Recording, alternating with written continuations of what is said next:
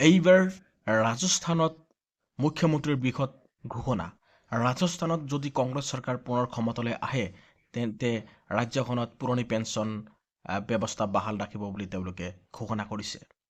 মুখ্যমন্ত্ৰী অশোক গেহলটে আজি এখন সংবাদমেলত নিৰ্বাচনমুখী ৰাজ্যখনৰ জনসাধাৰণৰ বাবে 5টা গ্যাৰাণ্টি ঘোষণা কৰে আৰু এই 5টা গ্যাৰাণ্টিৰ অন্যতম হৈছে পুৰণি পেঞ্চন আঁচনিৰ আইন প্ৰৱৰ্তন কৰা আৰু প্ৰতি কেজিত 2 টকাকৈ গোবৰ ক্ৰয়। মুখ্যমন্ত্ৰীগৰাকীয়ে কংগ্ৰেছ ক্ষমতালৈ আহিলে চৰকাৰী মহাবিদ্যালয়সমূহৰ ছাত্ৰ-ছাত্ৰীসকলক একোটাকৈ লেপটপ অথবা টেবলেট প্ৰদান কৰাৰ প্ৰতিশ্ৰুতি দিছে আৰু কেৱল এয়াই নহয়, যিকোনো প্ৰাকৃতিক দুৰ্যোগত হোৱা ক্ষতিৰ বাবে 15 লাখ টকাৰ বীমা আঁচনিও ঘোষণা কৰে তেওঁ লগতে ঘোষণা কৰে যে ৰাজ্যৰ 1 কোটি মহিলাসকলক স্মাৰ্টফোন প্ৰদান কৰাৰ লগতে 3 বছৰৰ বাবে বিনামূলীয়া ইণ্টাৰনেট সেৱা যোগান ধৰিব। গতিকে শিক্ষকসকলৰ কাৰণে এটি ভাল খবৰ।